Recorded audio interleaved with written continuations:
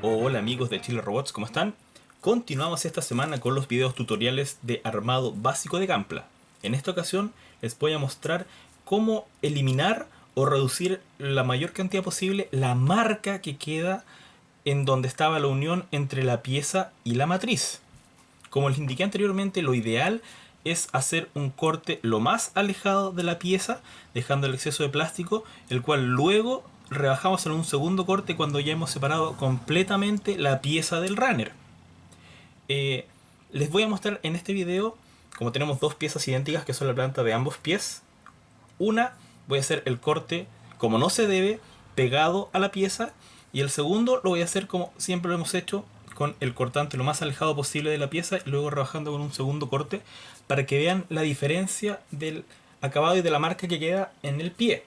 Además, les mostré, una vez que ya haya separado las piezas de la matriz, las distintas formas que hay para rebajar el excedente de plástico que queda, cómo las diferentes marcas que dejan cada estilo y cómo reducir lo más posible la pequeña marca que queda en cada pieza. Bueno amigos, ya he realizado el corte de ambas piezas con los distintos métodos que les mencioné. La verdad aquí me jugó un poco en contra, o mejor dicho a favor, el cortante, porque como es un cortante especial para plástico y la unión era pequeñita, la verdad que la marca que dejaron no es tan grande como se nota en piezas mayores como modelos de escala 1:100. Aquí pueden ver la pieza, aquí es donde estaba la unión.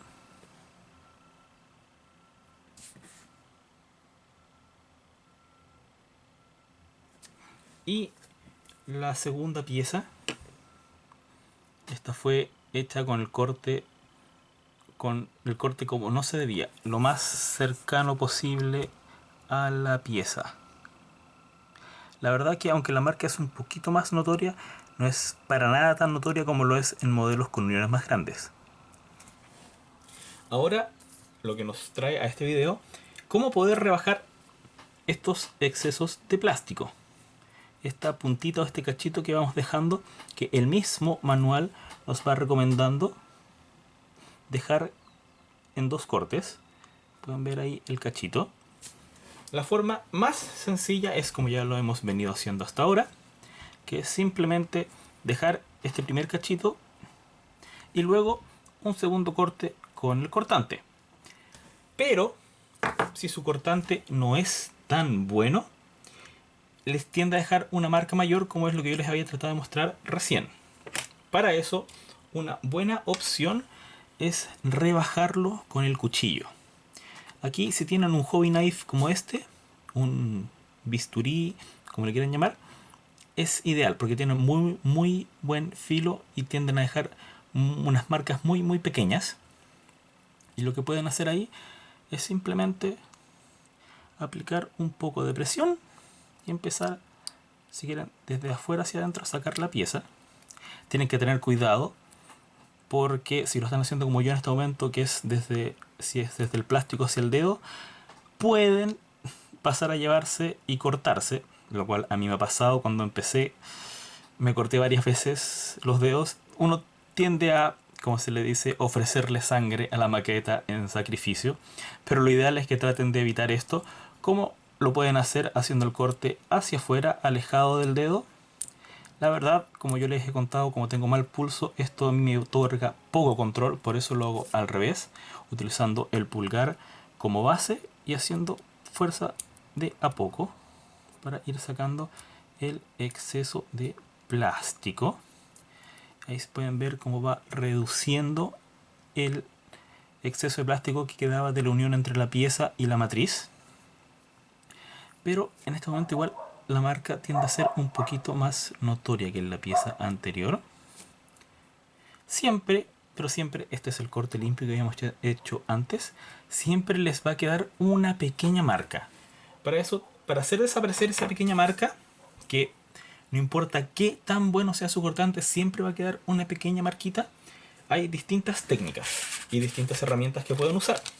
Yo en este caso, como la herramienta más pro que les traje, que es lo más básico pro que pueden utilizar, es una lima. Ustedes toman la lima, la colocan sobre la pieza y simplemente empiezan a limar. Tienen que hacerlo siempre en la misma dirección, porque aunque ustedes no lo notan, ustedes ejercen distinta presión en el movimiento de ida y en el movimiento de vuelta, lo cual tiende a dejar ciertas superficies curvas en la pieza por la distinta fuerza ejercida. Así que la idea es hacerlo siempre en la misma dirección. Y con un par de pasadas ya no queda nada. Ustedes al tacto sienten que ya absolutamente no hay ninguna protuberancia, ningún resto del plástico que quedaba de la unión a la matriz. Lo pueden ver. La marca casi ha desaparecido. Esto la verdad con el modelo armado ya prácticamente no se nota. Aquí tenemos la otra pieza. Como pueden ver, ahí estaba el exceso de plástico. Así era. Y así quedó. Entonces, una de las otras opciones es rebajarlo un poco más con el mismo cortante, pero aún dejando un exceso de plástico pequeñito. Y ahí pueden hacer combinación de las dos técnicas.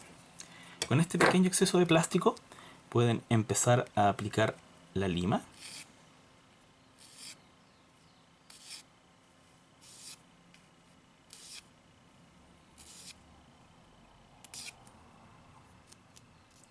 Y